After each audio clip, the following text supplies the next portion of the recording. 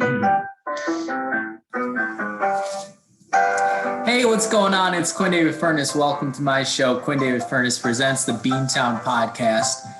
Friday, October 23rd, Election Day is 11 days away, and that means we are going to be doing our huge, tremendous, bigly, quite amazing, frankly, to be honest. Excuse me. No, it's going to be fantastic election special. That's going to be the title. You can hold me to it if I could remember half of the words I just used. My name is Quinn, and this is my show. Thank you for listening. It's going to be our last purely live show, I would think, for a while, because we've got some content that we are going to be recording in the next 8 days on our road trip in New England. We're going to be in 6 different states, not a different episode for each one of those states, but we're going to have some episodes to put out there in the next couple of weeks. So I'm excited. I didn't decide to do our election special until about an hour ago, TBH. I say TBH to save more time, to be honest. I've also said TBPH, to be perfectly honest, although I found that the shortening of to be perfectly honest is not doesn't roll off the tongue as well. And I do like saying to be perfectly honest. Speaking of shortening, what is shortening? I haven't ever bought shortening in my life. It's like if you put mayonnaise in the freezer for like 30 minutes. Is it just like a different type of animal fat or something? Does shortening come from a specific part of the animal? Maybe the buttocks region? Buttocks, Buttocks. Buttocks. I think buttocks is its own separate genre on TikTok. I think every TikTok dance is a butt talk to a certain extent. See a lot of twerking on there. Working and twerking. Well, this is my show, and we are very excited because this is the first time Beantown Podcast has ever existed in an election year. Last, or at least a presidential election year. Last time, 2016, was still about a year and change before we launched this show. Where was I in 2016? I was in grad school, and Cubs had just won the World Series, and we went to a bar in Evanston. There were like 5 of us to watch the results come in, and it was a gloomy night. It was grim. People were feeling glum. Glum, is that a word? Glum. Gloom, that's a Pokemon. The first evolution of Oddish. Second one is Vileplume. I've never had that Pokemon in my life. I don't have a lot of experience with grass Pokemon in general. But anyways, it was a rough night. So we're hoping this time's going to be a little bit better.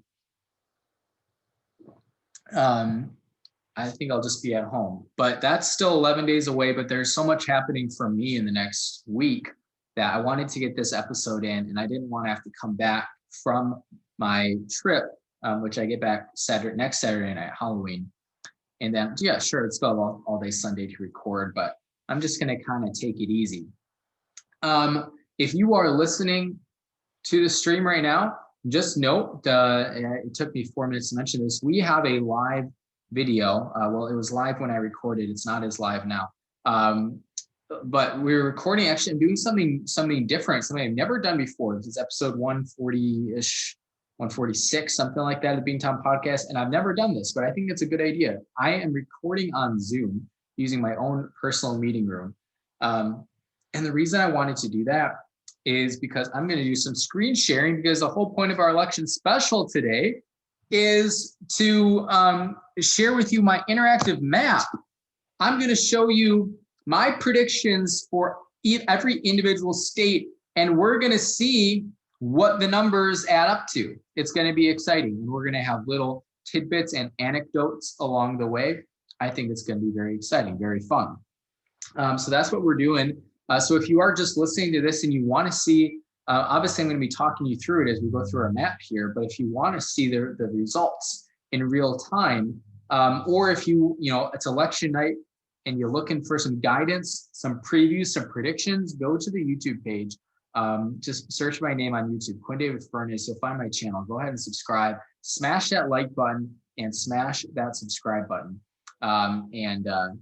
Yeah, you can watch me do our map. We're going to start that screen sharing in just a hot second here. Just a couple housekeeping things unrelated to the election. I mentioned, we talked about this last week, and people watching the live stream see me drinking from my my Jack Link's cup here.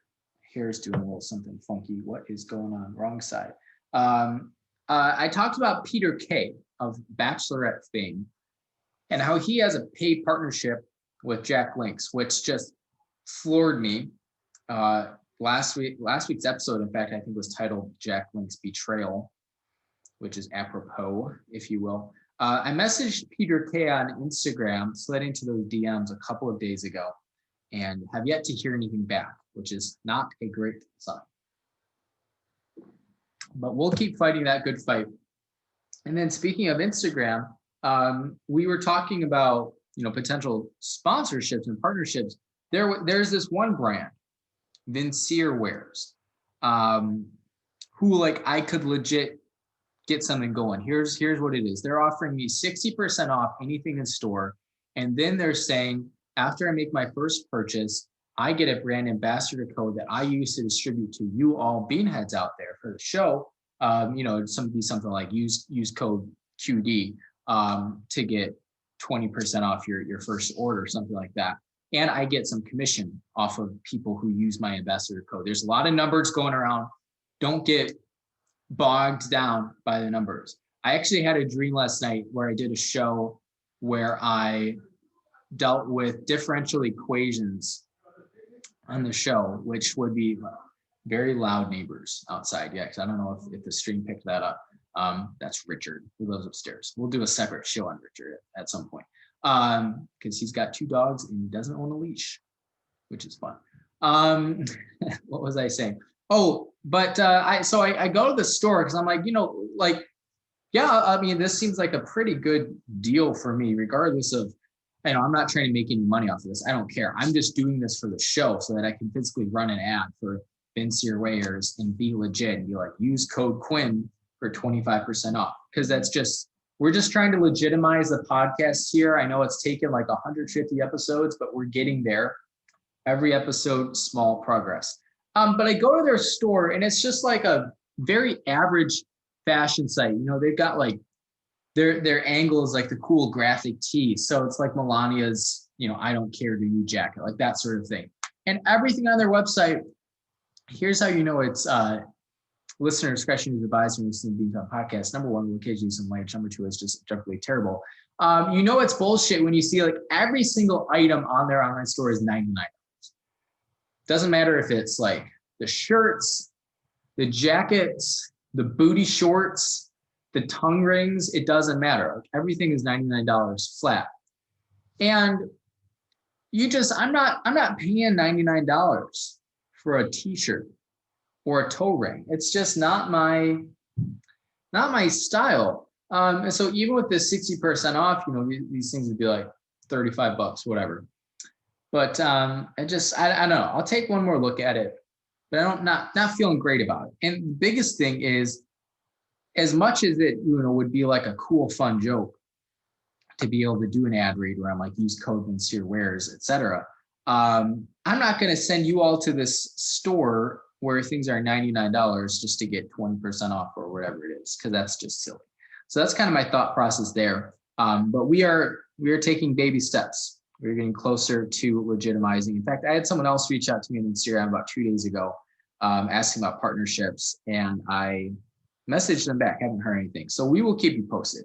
But 9.5 minutes, 10 minutes in here, let's go ahead and jump in to what you all came here for. So thank you for tuning in. As a reminder, if you do listen to this, one last thing before we get to our election map here and I start sharing my screen. I did extend the deadline for short orders until tomorrow. So you have all day today, which is Friday, October 23rd, and all day tomorrow, just Saturday, October 24th. Get your shirt orders in and they'll ship. Hopefully they'll be here by election day. $22, they ship right to your door. They are Hanes, they're cotton, and they're beautiful. I designed them. They're tremendous. No one has done more for Beantown merch than me. Okay. That's a fact. So what we're going to do now is I'm going to share my screen. I feel so fancy using the Zoom here. Okay, so if you're watching this Zoom recording, you should now be able to see my screen. It's an ABC News interactive election map. For those who are just listening to the live stream, basically I've just got a blank US map here, and on each state it has its more or less its postal code abbreviation and the amount of delegates that are part or each state gets, I guess. Which the whole like delegates thing where like you just are electing delegates and then they choose who to vote for. That whole thing is silly. It seems like it's rife for complications. But let's go ahead and jump in here. So we're going to get started with the easy ones for Joe. Okay, let me try to figure out how this works. How do I know if I click if it's going to be blue or red? I don't know. We'll find out. Okay, so let's go west to east here. And safe picks. Okay, Washington State, all the way up in the northwest corner there of the contiguous. Yes, I know that word, contiguous. CONTIGUOUS. I love the UOU sort of trifecta of vowels. A vowelific trifecta, if you will. So we got Washington State, home of Scott Farrell, who has lived there for about a month now. Amateur porn stars to the fan, who's just for fans. Very cheap this month, very cheap every month. And he will, I'm obviously never been on his Just for Fans, nor will I ever pay for it because I'm not really a gay porn type of person per se. But the crazy thing about Scott Farrell's Just for Fans, which is like OnlyFans, but different somehow, I don't know. He posts like the snippet preview videos on Twitter, and some of them are just like straight up, masturbation or sex, whatever. But then other ones, he'll do like cooking. I think there's one out there that I saw on Twitter once where he's making bacon wrapped dates. That's on his Just for Fans. My all-time favorite, which he posts these same collection videos over and over again. But this one is where when he still worked for the church in Cherry Valley. I'm not kidding. I promise we're not doing this for every state because we'll be here forever. He dresses up in like his leather fetish gear, and he's got like a purple mohawk, and he goes to his church where he's the only one there. And he records himself playing the piano, and like not great piano, like pretty below average. And he's not a pianist. He's not trained or anything. He's 40 years old, so he's been at it for a while. So he has, I'd say, an average level piano skill. But he posts this on his Just for Fans. Like, are there gay porn consumers out there who are like, oh yeah, let me get a 5-minute piano recital here? I don't know, Scott. Maybe it's not my place, but Scott Farrell is a dear friend of the podcast, not because he's ever heard of it, but because I am the owner of or the creator, if you will, of the only known audiobook copy of Scott Farrell's biography, or Triumph, Tears, and Tales of the Stage. And if you didn't get a chance to listen to it, we dropped them. It was like early quarantine, April-ish. Maybe into May. It was a big project, and I completed it. And I haven't really thought about it since I completed it. But one of these days, I'll go back and listen to it. You can't just stumble across it online. If you want to listen to it, shoot us an email, beantownpodcast@yahoo.com. Again, it's Beantown, BEAMC podcast@yahoo.com. We did that for intellectual property reasons.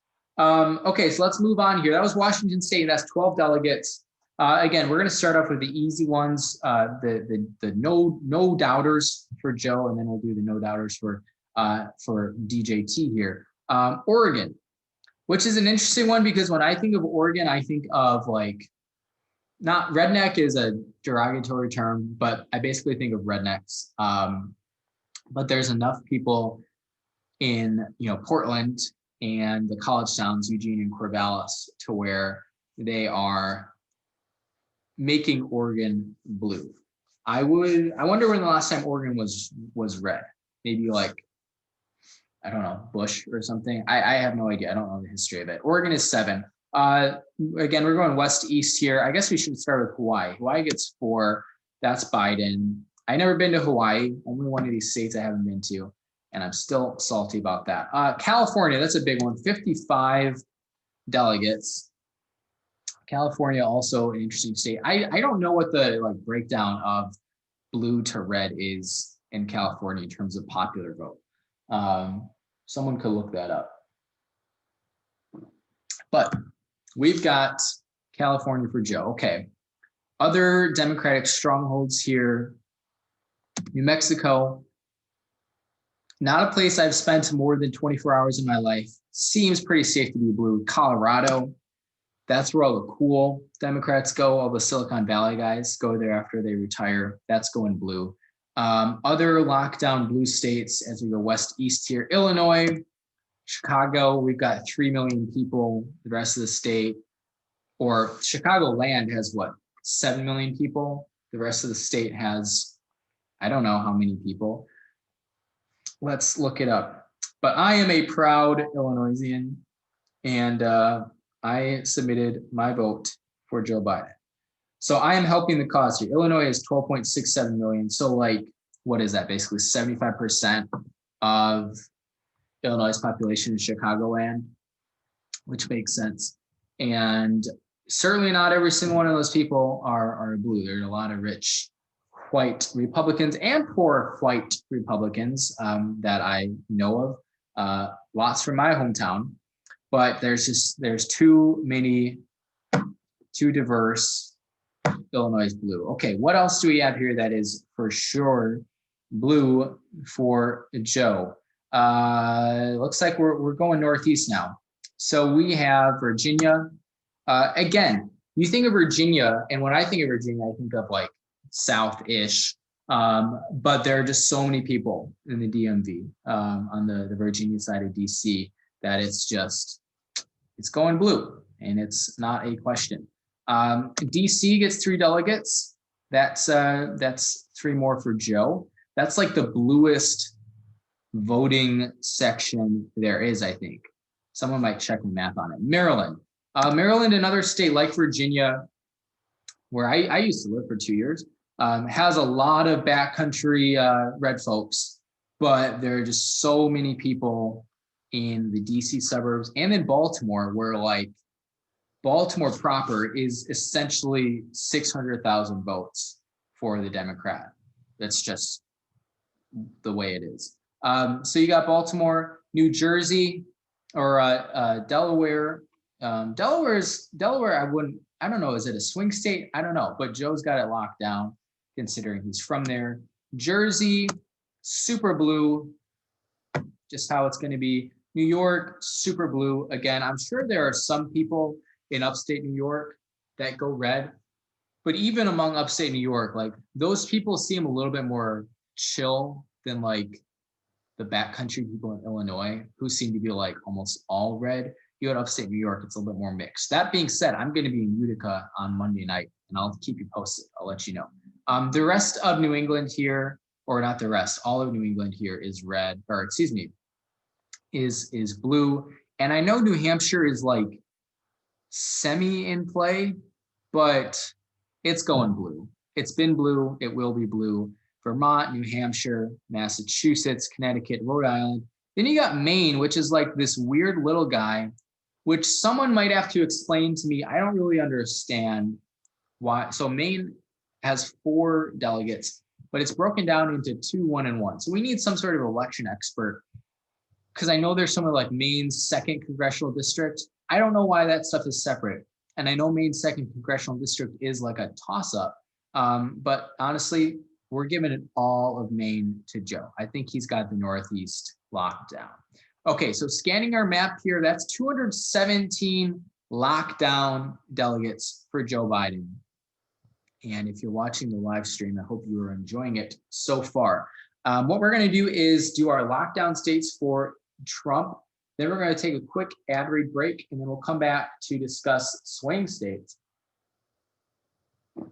Yeah, look at that New England blue. That's where I'm going. I fly to Boston in 23 hours here, 22 and a half.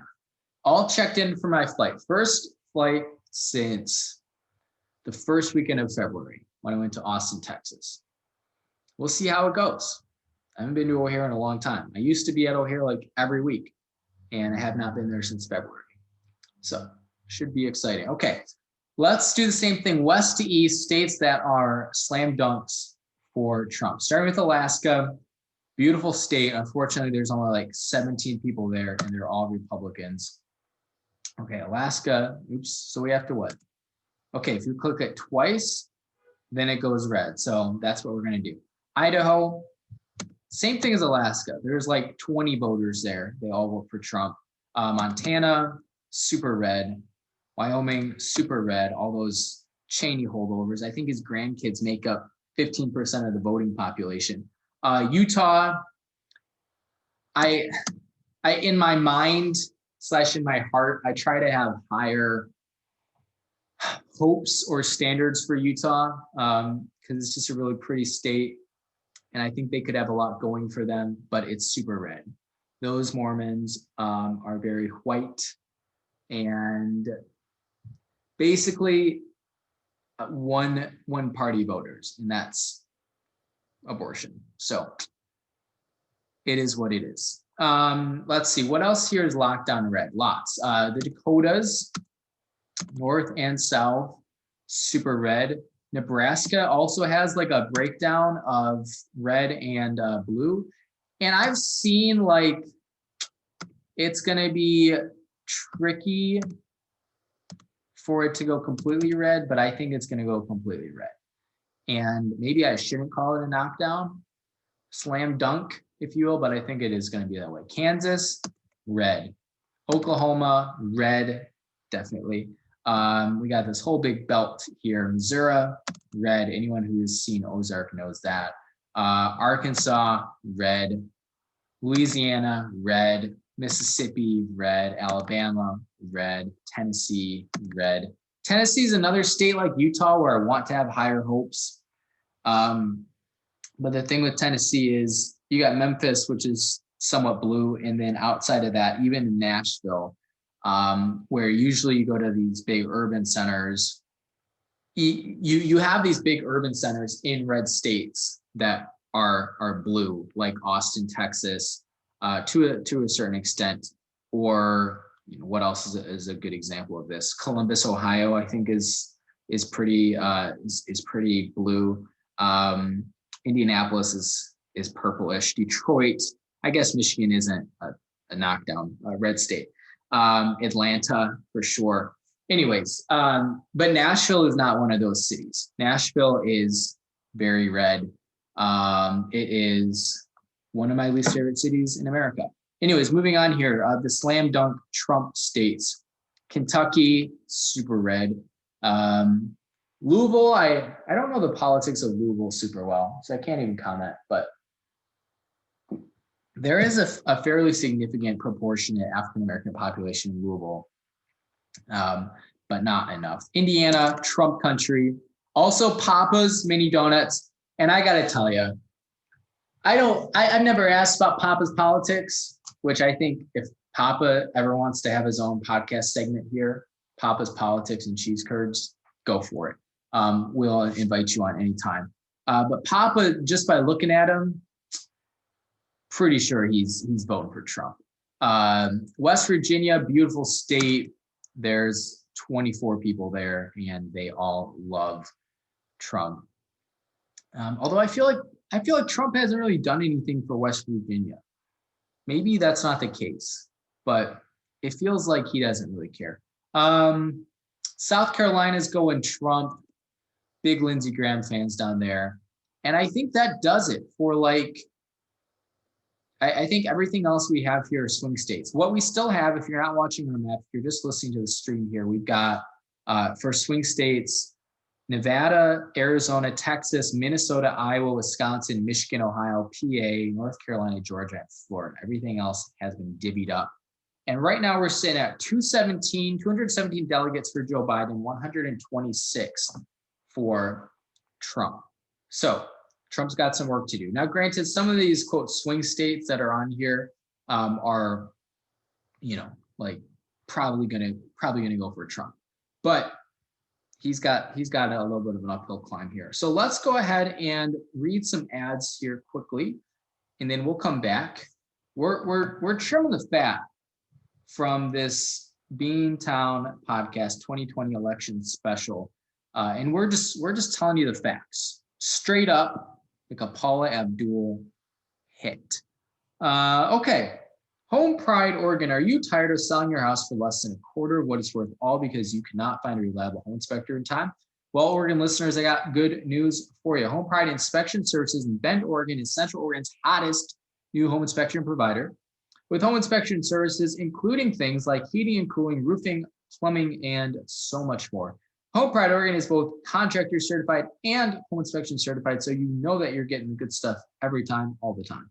If you're tired of big real estate angle on the home inspection market and you want a safe, certified home inspector that you can trust, you have to call Steve at 541-410-0316, or you can visit homeprideoregon.com. Again, that's 541-410-0316, or you can visit homeprideoregon.com. Home Pride Oregon inspection perfection. I want to give a shout out to the Samson Q2U series. They've got crisp, clean, and clear audio quality. You're going to want to use it on the road. You're going to want to use it at home. You're going to want to use it when you're talking to your grandparents, when you're telling them all the conspiracy theories that they shared on Facebook are not accurate. Boy, Facebook is just really I know this isn't a hot take. This isn't new, but I don't know. Maybe I've just been on it too much the last 2 weeks, but it has been, even when you're scrolling, I don't see anything from friends. It's literally, and maybe this is my own fault, I only see like memes in news articles. And I know my friends don't post a ton, but there's stuff out there that I'm not seeing. And it's like, I don't care about your shitty memes. I guess I just need to I should just unfollow all these things on Facebook, like all these pages that I don't care about, or these organizations, because I'm just, you know what I want? I want the political arguments. That's really the only reason I come at Facebook. I'm not into one. I just commented on one late last night or early this morning, I think it was. Anyways, I'll have to log into Facebook after this, see if anything juicy has transpired. But when God speaks, he uses a Samson, and so does Quinn. So I don't really know, what that says about me, but you can make up your own mind. Cuts by Q, here we go. Last one, bob and weave. We all know the hairstyle and we all love it. But how many Chicago-based independent barbers can actually give it to you the way that you deserve?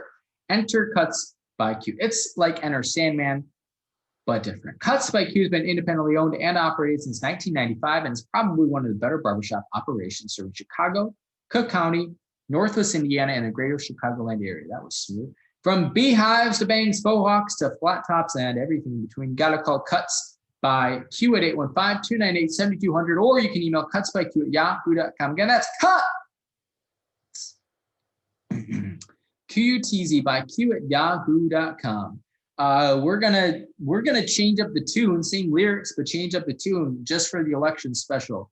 Oh, when you need a fresh do something snappy and new, call the experts at Cuts by Q. Oh, when you need a fresh do something snappy and new, call the experts at Cuts by Q.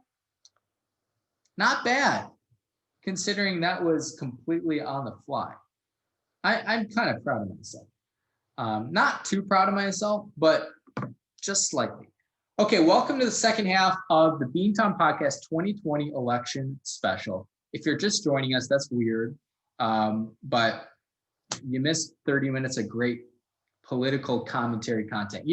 Step aside Rick Santorum, because I should really be on CNN with, Cuomo and Lemon and Blitzer, Wolf, Johns Hopkins graduate.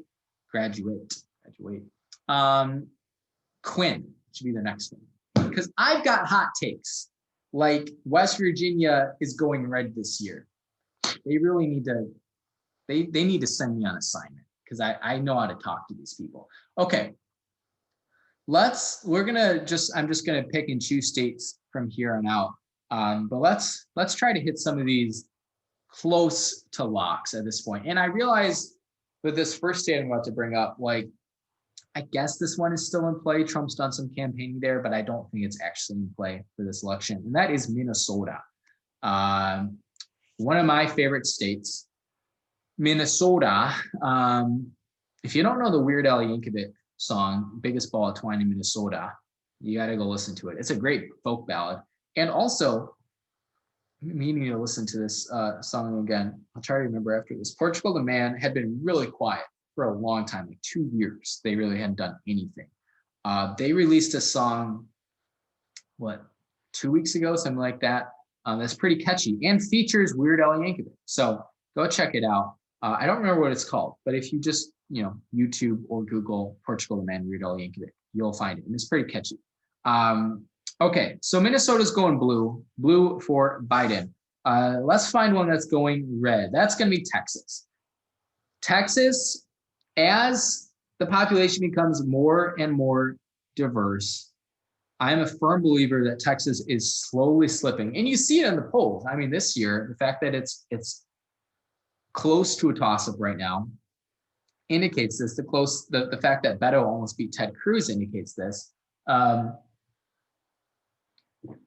But I really think right now that Republicans, from what I've seen, at least on a macro level, macro national level, Republicans aren't doing enough to account for the diversifying of the United States population, which has been happening for a while and will continue to happen. It's just how these things work. Anti-homogenization, 18-syllable word. And I think at some point, I don't think it's going to happen this election, as you can see from my prediction here, but at some point they're going to lose Texas, and they're going to be absolutely screwed, because they just can't. You can't do that, because they're never going to come back and win California. They're not going to win Illinois. They're not going to win New York. So you have to have Texas, and by extension, you almost have to have Florida, which I don't know. I assume Florida is not diversifying as fast as Texas, but that's going to happen too. And Republicans need to find a new strategy sooner than I think what they're planning for. So there's some hot take for you. Okay, let's see what else here we have. These two out west, this is the last couple west of the Mississippi states we have here, seem pretty blue. Arizona, which I think Trump won in 2020. Arizona seems like it's going blue. I don't know enough about Arizona politics. I haven't been to Arizona in a while, but I think the fact that Phoenix is growing so fast with people from all across the country coming to live there, I think that is leading to Arizona. And also Arizona is just kind of like a neutral state, a lot of immigrants. So it was right to switch from red to blue in 2020. I think you're going to see that. Similarly, Nevada, I think, is going blue. I don't really have anything to say about it. I don't know Nevada outside of Vegas, and I don't even know Vegas that well. I know they like the Killers, and I know they like Josh Jacobs. We'll see if they like Biden too, but I'm predicting Nevada goes blue. Doing a little bit of rhyming here in the Beantown podcast. Okay, let's head back east. Our last state west of the Mississippi is Iowa, and this one is close. This one is very close. Of course, Biden got trounced in Iowa in the Democratic primary, and I think that's a little clue into what's going to happen here. Polls are very close right now. Buttigieg won Iowa, or like he tied Sanders, I think is how that went. But I think you're going to see Iowa go red. They're just not the brightest people, okay? Iowa, we're calling it for Trump. Moving up north of the border, behind the Cheddar Curtain, Wisconsin, which famously went for Trump in 2020, or in 2016, excuse me, because Hillary didn't even go there. Wisconsin is coming back. Scott Walker, gone. Tony Evers in. Paul Ryan, gone. Teaching at Notre Dame now. Big Amy Coney Barrett fan. They still got Ron Johnson, who's a real pain in the ass. But basically, Wisconsin voted for Trump in 2016. And since then, it has been all downhill for the Republicans in Wisconsin. Making a little bit of a comeback, still good cheese. I'm calling Wisconsin for Joe Biden. Okay, let's go to the Southeast here. We've got Georgia going red. I would love to see Georgia flip and turn blue, but I think you're going to have it what happened in 2018, where Stacey Abrams just nearly lost. I think you're going to have that with Georgia. I think it's going to be close, but I think the Republican stronghold down there is very strong. We go to Florida, a famously or infamously close state, if you will, 2000. And this is a tough one. I think Trump's got Florida. I think he probably did just enough at his debate performance last night to pick up some of the old timers who aren't gonna, who haven't already voted and are voting on election day. But that one is probably the first one we've had up to this point so far where I'm like, I have no idea what's actually going to happen here. I'm calling Florida for Trump. So we've got 4 states left. Let's actually do one more where I feel pretty confident. Ohio, pains me to say it, but they've really lost their way. Ohio is going red for Donald Trump. So we've got 3 states left here. I blame Cleveland. We got Biden at 254, Trump at 233, and we got 3 states. We've got North Carolina, Pennsylvania, and Michigan. Woof. Okay, we are getting down into the nitty-gritty here. If I pick any of these states, actually, let's do this. Let's bring it down to the wire as much as we can. Actually, at this point, let's see, 233.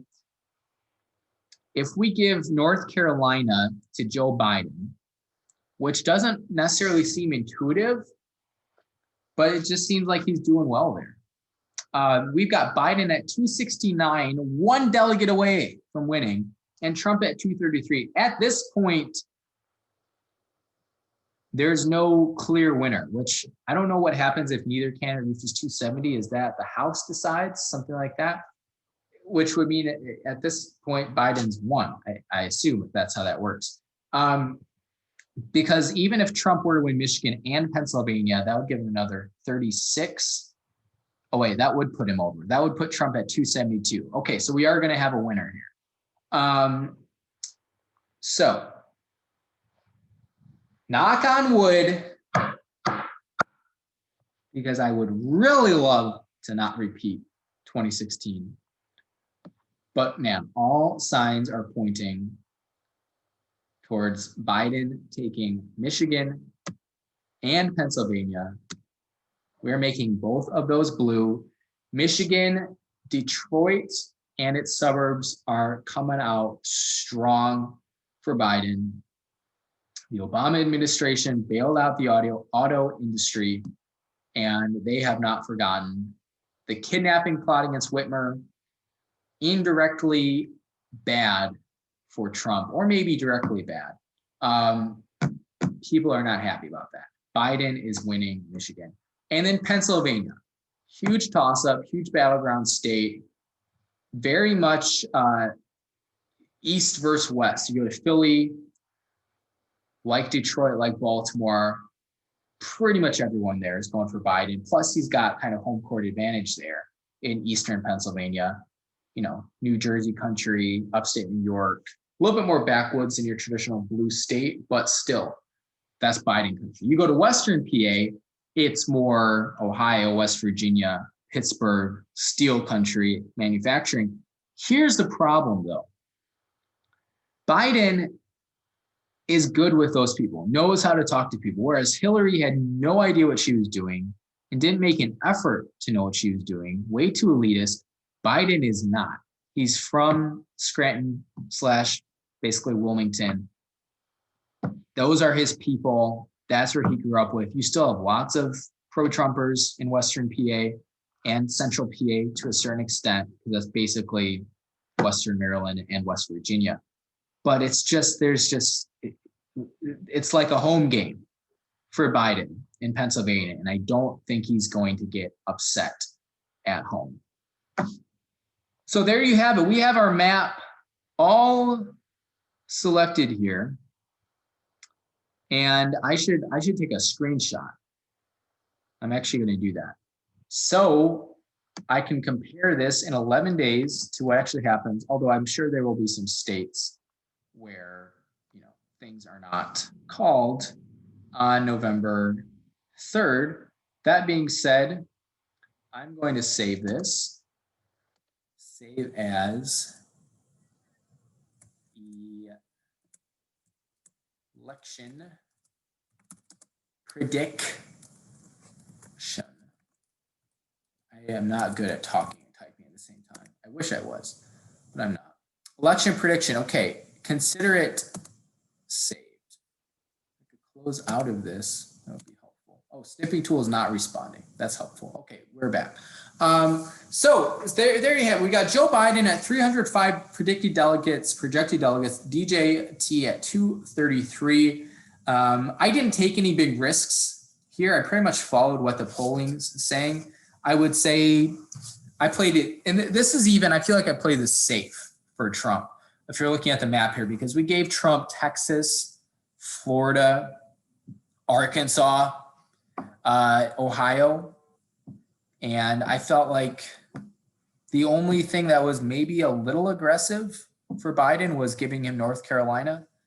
Even if we switch North Carolina to red, we still got Biden at 290, Trump at 248. And if we switch, I don't know, Arizona to red, we still got Biden at 279, Trump at 259. So even if Biden can't pull off Arizona and North Carolina, heck, even if we give Nevada to Trump, if Biden pulls off, literally he has to win 3 states at this point: Wisconsin, Michigan, and Pennsylvania. And if he wins those, it's over. There's nothing else here. There's nothing else right now on my map that is blue that's like outside of those 3 states. It's like, oh, maybe it could switch.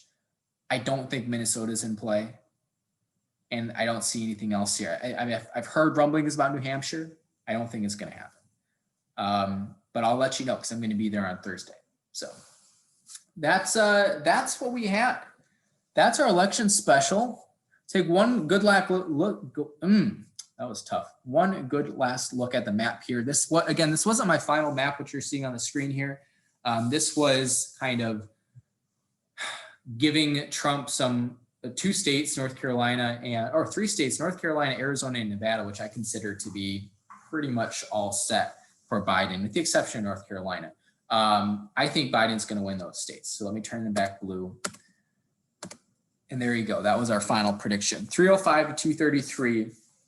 We'll see how it goes. And I took my screenshot and I'll put my name on it and I will share it on election day. We'll see how it holds up. I'm going to stop the share now. So again, if you were just listening to the audio stream and you want a visual look at what we were doing, you can go check it out. It should be on YouTube at some point Friday afternoon. Otherwise, you know what? It's the middle of a work day and I have some work to do before my vacation starts. This is my first time off taken more than one day of 2020, which is exciting.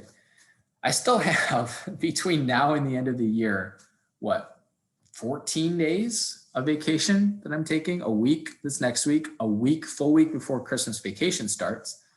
And then one Friday in November, 2 in December, and I have another day that I have to use. I don't know when I'm going to do it. And even those Fridays, maybe one of them in December, I go get an Airbnb or something. The other two currently just hanging out, nothing to do. Probably just do what I normally do, except watch more TV. I don't know. But that's what I have for you. 45 minutes. That's a solid one. Election special 2020, our first ever Beantown election special. We don't talk a lot of politics on this show. And even today, I don't think anything I said was like controversial. But hey, you know what? Post some more Facebook stuff because I'll jump in on that. I'll play both sides of the aisle. I can do Facebook arguments perhaps better than anyone else ever in the history of man, except for maybe Abraham Lincoln. So that's what I had for you. Thanks for watching this video. If you did so, again, I'm wearing my Beantown Podcast Fall 2018 Tour shirt, and it's not too late for you to purchase your Beantown Election Special 2020 shirts as we near the end of year 3 of the Beantown Podcast. So I'm going back to work. Thanks everyone for tuning in. And you know what? Stay safe, stay sane. You're going to be hearing from me all this next week on the road in New England. And we won't have any live podcasts come out as far as I'm anticipating while we are out there. But the next couple episodes, I would anticipate you're going to be hearing like live introductions from me, and then we will cut to content. That's but you can also, follow me on social media. My Twitter at White Buns. Instagram is where you're going to see a lot of great content, stories, and posts. I'm at q.queend. That's Q.Queen and all that stuff. So thanks for tuning in. Thanks for supporting. Remember, buy your t-shirts. Link is on Instagram. It's on Facebook. You can email me, whatever. It's out there. It's easy to find. My Instagram is public. That's what I've got for you. So we're going to cue up some music. I'm going to end this Zoom recording. Thank you to Zoom. This was fun to be able to do this. And you know what? Make your own election map. See how it goes. How do your results compare to mine? Email us, beantownpodcast@yahoo.com. Again, it's Beantown, podcast@yahoo.com. And we'll see how they turn out. Knock on wood. Biden's got this one. That's what I've got. So thanks for listening. Hope everyone enjoys their weekend. And I will check in on you very soon. Peace and love, y'all. Bye. Yeah, I want to end the meeting for all, obviously.